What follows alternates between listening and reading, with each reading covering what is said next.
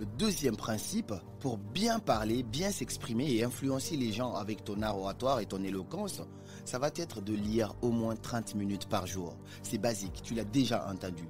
Mais la lecture, c'est la musculation de ton cerveau. Oui, de la même manière qu'on essaie de muscler ces bras-là, c'est de cette même manière-là qu'on va muscler notre cerveau. Et ça va faire que lorsque tu vas ouvrir ta bouche, on va pouvoir te distinguer toi des autres. Tu veux améliorer ton art oratoire, il n'y a pas de magie. Il faut lire. Prends le temps de lire. Plus tu lis, tu ne te rends pas compte, mais lorsque tu vas commencer à lire une fois, deux fois, une semaine, un mois, et que ça deviendra ton quotidien, toi-même tu vas commencer à être choqué, tu vas sortir certains vocabulaires, tu vas commencer à t'habituer à certains rimes, à poser certains anaphores, ça va améliorer énormément ton art oratoire. Donc il n'y a pas de magie, tu ne peux pas être bon si tu n'as pas un minimum. Moi je peux te donner des codes, mais je ne peux pas te faire dire le à la place de là. Ça c'est à toi de distinguer cela, donc il faut lire. Le troisième principe que tu peux appliquer maintenant pour améliorer ton éloquence, c'est de savoir captiver l'attention dès les premières secondes.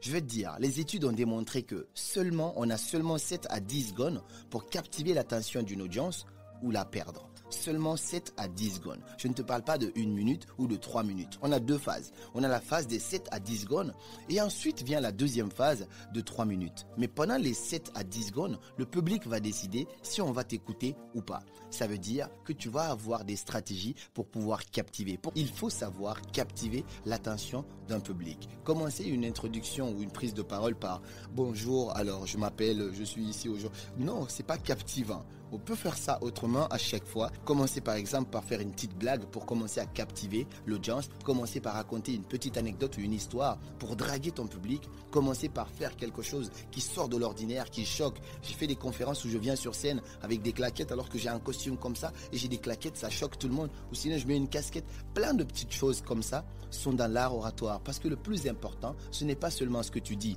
C'est ce que tu dis avant même d'ouvrir ta bouche. Donc tous ces aspects-là comptent dans ton art oratoire. La façon de t'habiller selon le public que tu as devant toi, la façon dont tu vas articuler, la posture, lever le menton, le regard, tous ces aspects-là rentrent dans ton éloquence. Il faut apprendre à les maîtriser.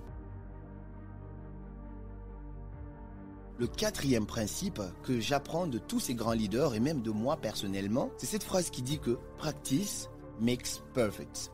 La pratique rend parfait au fil du temps. Écoute bien cette phrase. Tu ne deviens pas bon en parlant, mais tu deviens bon en parlant encore et encore et encore.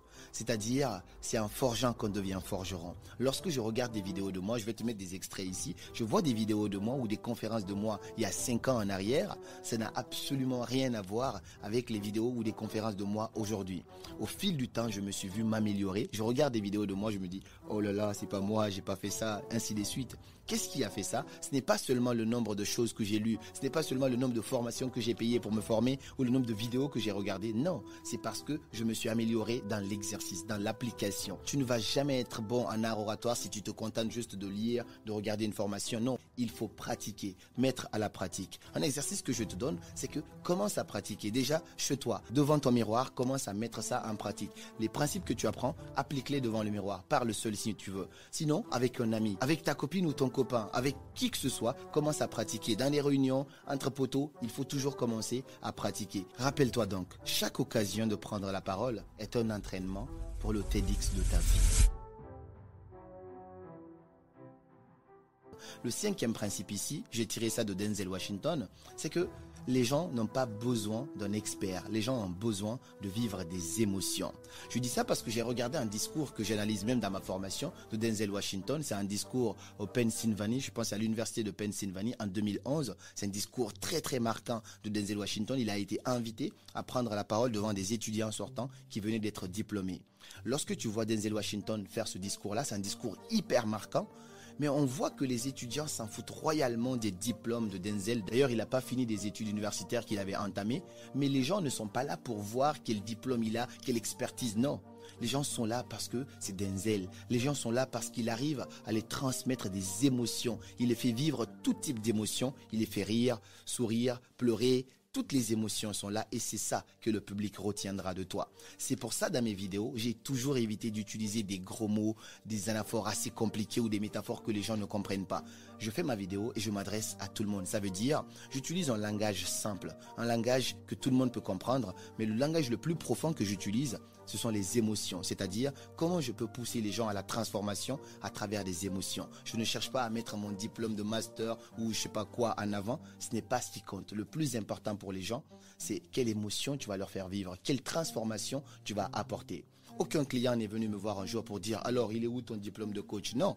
J'ai même eu une dame une fois en coaching qui était dans le doute quand elle a découvert mon âge. J'étais beaucoup trop jeune. J'avais l'âge de son fils à ce moment-là. Et du coup, elle me dit « Ah, mais vous êtes trop jeune. » Je dis « Madame, le plus important, c'est pas mon âge, c'est la transformation à laquelle je peux vous pousser. Faites-moi confiance. » Plus tard, 6 mois plus tard, cette femme m'invitait dans son salon avec son mari pour dire « Ce jeune homme que tu vois a sauvé notre mariage. » À l'époque, je faisais beaucoup de coaching autour des relations aussi. Tout ça pour dire, les gens s'en foutent royalement de ton âge, de ton diplôme, de d'où tu viens, quelle est ta couleur. Non, le plus important, c'est l'émotion que ces gens-là vont ressentir à chaque fois que tu prendras la parole. Voici selon moi 5 principes. Il y en a beaucoup, mais pour cette vidéo-là, si tu commences déjà à implémenter ça, tu vas voir que tu vas commencer à améliorer ton art oratoire. Voilà pour cette vidéo. Dis-moi quel est le principe qui te parle ici le plus parmi ces 5 principes-là et sur quoi toi tu as vraiment besoin de t'améliorer. Quelles sont tes lacunes en art oratoire? Partage-moi ça dans les commentaires et moi je serai très ravi de pouvoir te lire. Et comme toujours, c'était Karamo. Suivez vos rêves, ils connaissent le chemin.